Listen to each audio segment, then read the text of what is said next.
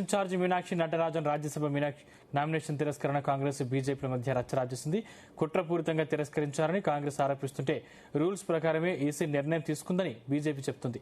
Meenakshi nomination తిరస్కరణపై ఫిర్యాదు చేయడానికి ఢిల్లీలోని ఈసీ కార్యాలయానికి వెళ్లిన కాంగ్రెస్ నేతల బృందాన్ని సెక్యూరిటీ సిబ్బంది అడ్డుకున్నారు. జయరాం రమేష్ తో పాటు కాంగ్రెస్ నేతలను అడ్డుకుని గేట్లకు తాళాలు వేశారు భద్రతా సిబ్బంది. దీంతో సెక్యూరిటీ సిబ్బందితో జయరాం రమేష్ తీవ్ర వాగ్వాదానికి దిగారు. అయితే తెలంగాణలో క్రిమినల్ కేసులు ఉన్నట్లు అఫిడవిట్లో వెల్లడించలేదని ఈసీకి బీజేపీ ఫిర్యాదు చేసింది. ఆస్తుల వివరాలు కూడా తెలపలేదని బీజేపీ ఆరోపించింది. బీజేపీ ఆరోపణలతో మీనాక్షి నటరాజన్ నామినేషన్ తిరస్కరించారు రిటర్నింగ్ అధికారి.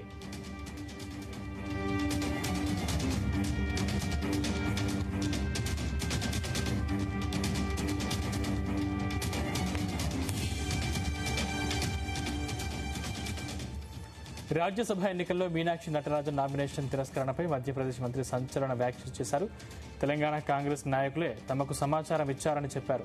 మీనాక్షి నటరాజన్ మీద కేసు గురించి తమకు తెలంగాణ కాంగ్రెస్ నాయకుల నుండే రిపోర్టు వచ్చిందని తెలిపారు. మధ్యప్రదేశ్ బీజేపీ మంత్రి कैलाश कांग्रेस के अंदर हमें जो कागज मिले वो किसने दिए?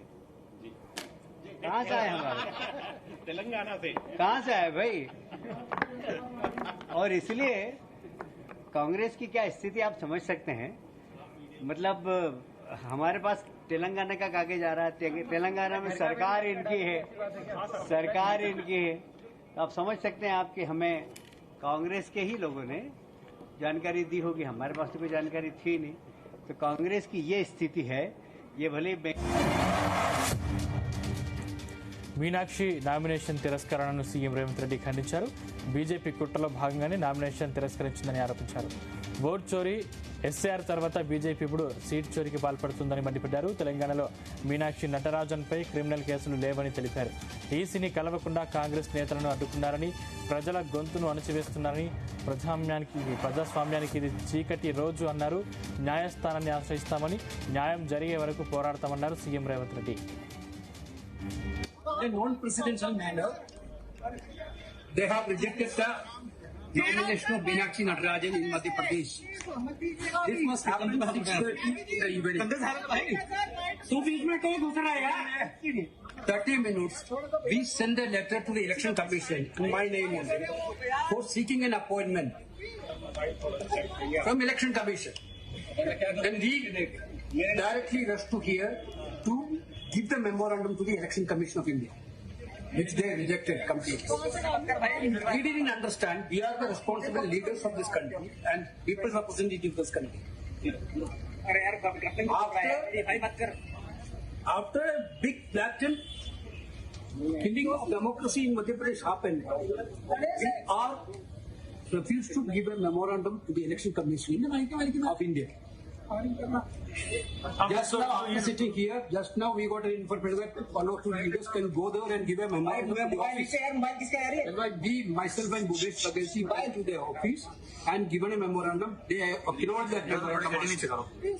But we need to have a physical appearance before the Election Commission for arguing our case. This is a clear-cut case of murdering democracy.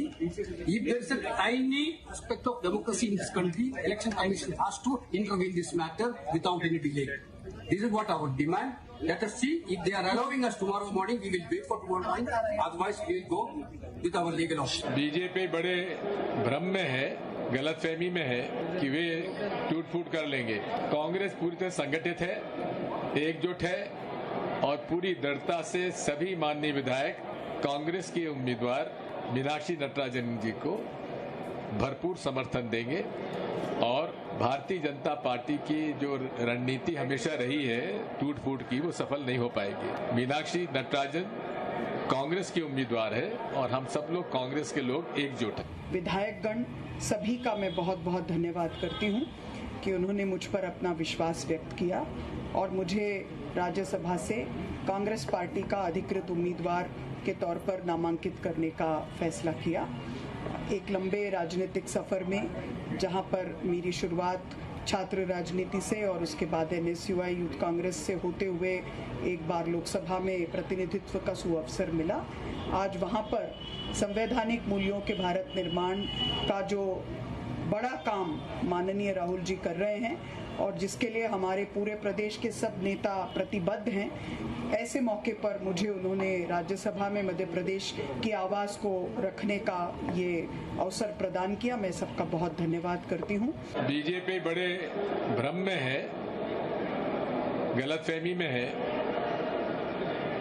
कि वे टूट फूट कर लेंगे।